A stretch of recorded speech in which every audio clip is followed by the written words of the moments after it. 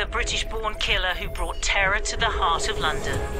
Which is being treated as a terrorist attack until the police know otherwise. We should be very, very careful about who we let into this country. An effort to stop our democracy in its tracks. We need to make sure that our intelligence services have the ability to get into WhatsApp.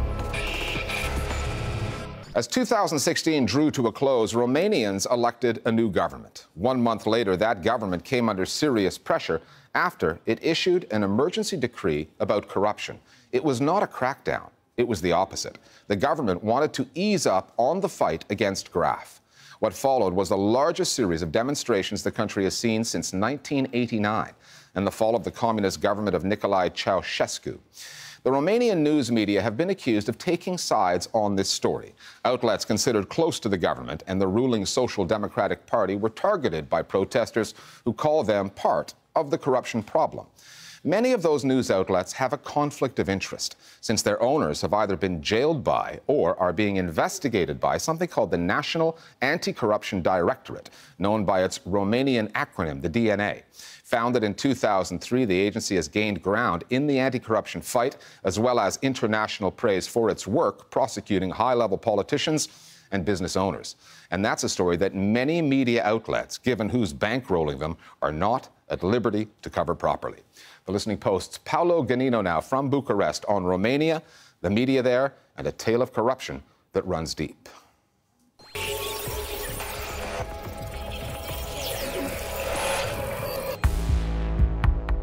Dan Voiculescu, owner of Antena 3, Romania's most watched news channel, currently serving a 10-year sentence for money laundering. Sebastian Ghița, owner of Romania TV, Europol's second most wanted fugitive, accused of blackmail and buying influence. Maricel Pacuraru, owner of Realitatea TV, released on parole in January after 3 years in prison. Dan Andronic, owner of VVZ newspaper, under investigation for using his publications to get illegal kickbacks. In spite of their legal problems, these men still control, directly or indirectly, some of the most influential media outlets in Romania. And in a country where corruption is the top news story, the media reporting on it seem to be caught in a number of conflicts of interest. The phenomenon has become more and more visible during the last 5 to 10 years, when a lot of strong businessmen started buying the media. The first one was Voiculescu. He started his media businesses in the early 90s. But in the mid-2000s, other prominent businessmen, almost all of them already convicted for criminal demeanors in operating their businesses, also started buying media. Corruption stretches across the entirety of Romanian society.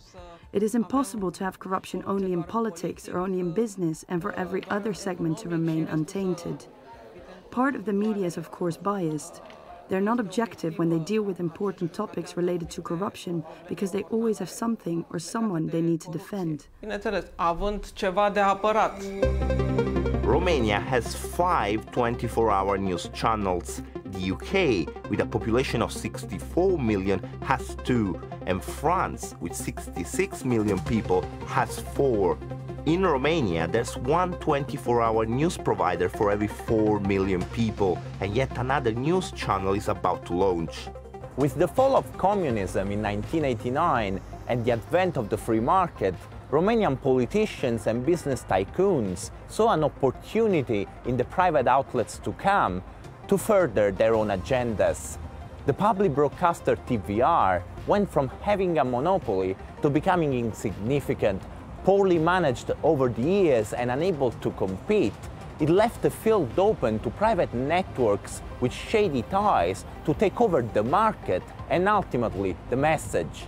If you look at the numbers, at the advertising, at the costs for having such a TV station, the Romanian advertising market can only support 2 news TV stations. Those moguls are using those TV stations not as a legitimate business. They are using them like a hammer in order to destroy their enemies and also to support their own agenda, basically. Out of 5 or 6 TV stations, only one is owned by a person who hasn't made his political or economic affiliations public yet. Unfortunately, we have a broadcast regulator that is weak and is headed by someone who himself is being investigated by the law and never intervened when there was a legitimate cause for correction or sanction of an outlet that had broken the rules. The market for TV news stations is very big, quite similar to the market for commercial TV stations. This is why those who want power in this country see TV as an important tool. And I'm not talking just about politicians. Even the judiciary, for instance, they are very attentive to the work of the media. Corruption in the government, between politicians and businessmen, in the judiciary even, is a major issue in Romania, especially now, when memories of the recent protests are still fresh. For weeks, in cities across the country, demonstrators protested a decree that would effectively allow cases of corruption to go unpunished. TV outlets aligned with the government tried to discredit the protest movement, which then directed its anger at them. The people took the streets because they wanted the anti-corruption fight to continue and because they wanted the government to let the justice do its job. But those TV stations said that the protesters are paid by Soros, a well-known businessman and philanthropist, Organizarea a fost finanțată de Soros. or being paid by the opposition parties or being just stupid. Some of the protesters directed their anger towards journalists and cameramen from Antena 3 and Romania TV.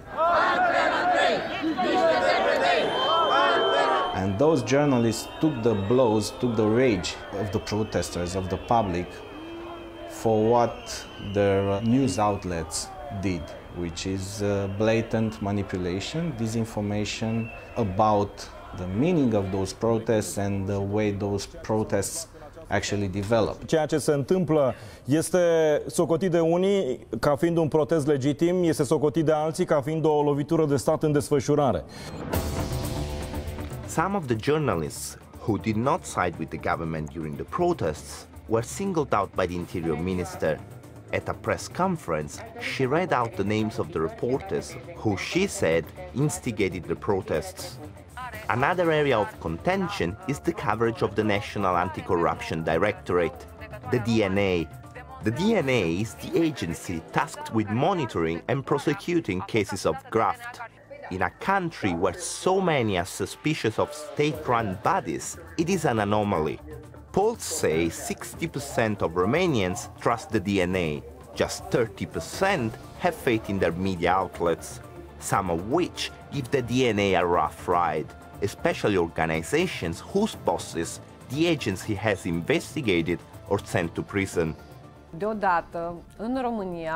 All of a sudden, this institution, the DNA, entered our sphere of attention. Over the past decade, we have seen a parallel state which runs independent of democratic and constitutional norms. There is no presumption of innocence here. That is why many of my colleagues call the DNA the media production house. It provides the media with so many images of people in handcuffs, guilty or not guilty, who have had their political careers destroyed. We've seen media campaign against judges from the highest court of Romania, from the Constitutional Court, and also against prosecutors. We've seen some pictures with a high-profile judge, with a young lady, and they were saying, look, he's cheating on his wife, he goes out with a teenage girl, and it turned out that it was his daughter. The anti-corruption campaign has gained momentum probably in the last 3 to 4 years. And this is when media from both sides of the political life is attacking the justice or the prosecutors. And the other victim of this media abuse is not only the truth, but a legitimate public debate over the functioning of the justice. They are far from being perfect, and the politicians, the society, the journalists, the NGOs need to discuss those issues, but without personal interest, to discuss everything in the public interest.